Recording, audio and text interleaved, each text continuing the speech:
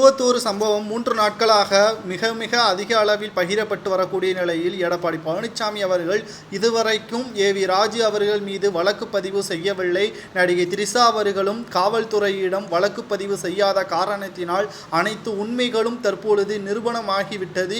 AV Raju அவர்களிடம் ஆதாரங்கள் அதிகமாக இருக்கக்கூடிய காரணத்தினால்தான் பொது மன்னிப்பு கேட்டால் விட்டுவிடுகிறேன் என்று திரிஷா அவர்கள் கூறியதாகவும், எடப்பாடி பழனிசாமி அவர்கள் மன்னிப்பு கேட்டால் நிச்சயமாக அதிமுகவில் மீண்டும் ஏவி ராஜு அவர்கள் இணைக்கப்படுவார் என்றும் தற்பொழுது எடப்பாடி பழனிசாமி அவர்கள் பேசியிருப்பதுதான் பரபரப்பை ஏற்படுத்தி இருக்கிறது.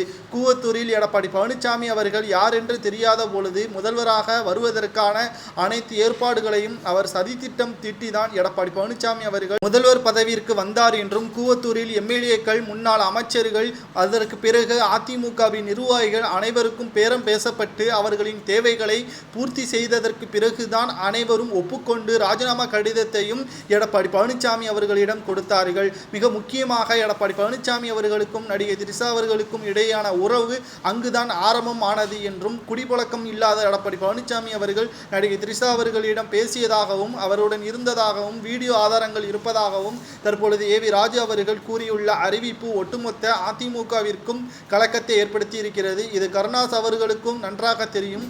அவர் மூலமாகத்தான் அனைத்தும் ஏற்பாடுகள் செய்யப்பட்டது என்று கூறியுள்ள பொழுது, இதை பற்றி நடிகர் கருணாஸ் அவர்களிடம் கூறிய பொழுது இதற்கு எந்த ஒரு மறுப்பும் அவர் தெரிவிக்கவில்லை. ஏவி ராஜு அவர்கள் மன்னிப்பு கேட்டால் விட்டுவிடுகிறோம் என்றும் அவரும் கூறியுள்ளார். இந்த நிலையில்தான் ஒட்டுமொத்த அதிமுகவும் ஏவி ராஜு அவர்களிடம் அனைத்து உண்மைகளுக்கான ஆதாரங்கள் இருக்கக்கூடிய நிலையில் திரிஷா அவர்களும் எடப்பாடி பழனிசாமி அவர்களுக்கு இடையான உறவு தற்பொழுது வெட்ட வெளிச்சத்திற்கு வந்துவிட்டது. சுமார் 25 லட்சம் முதல் 70 லட்சம் வரை ஒரு வாரத்திற்கு செலவு செய்யப்பட்டது என்றும், அனைத்தையும் எடப்பாடி பழனிசாமி தான் செலவு செய்தார் என்றும் உண்மைகளை கூறிவிட்டார் ஏவி ராஜு அவர்கள். ஒட்டுமொத்த அதிமுகவிற்கு களங்கம் விளைவிக்கும் விதமாக ஏவி ராஜு அவர்கள் செயல்படுவதாக எடப்பாடி பழனிசாமியின் ஆதரவாளராக இருக்கக்கூடிய ஜெயக்குமார் அவர்கள் குற்றம் சாட்டியுள்ளார். ஆனால் அனைத்திற்கும் உண்மை இருக்கக்கூடிய காரணத்தினால்தான் இன்று வரை எடப்பாடி பழனிசாமி அவர்களாக இருக்கட்டும், திரிஷா அவர்களாக இருக்கட்டும், ஏவி ராஜு அவர்கள் மீது வழக்கு பதிவு செய்யவில்லை. ஒருவேளை வழக்கு பதிவு செய்யவிட்டால் பொதுவெளியில் அனைத்து ஆதாரங்களையும் வெளியிடுவேன், இது அவர்களின் ரகசிய உறவு வெட்ட வெளிச்சத்திற்கு வந்துவிடும் என்றும் ஏவி ராஜு அவர்கள் இன்று மதியானம் அளித்த பேட்டியால் ஒட்டுமொத்த அதிமுகவும் அதிர்ச்சி அடைந்திருக்கிறது. அரசியல்வாதிகள் தற்பொழுது சுயரூபம் தெரிந்துவிட்டது.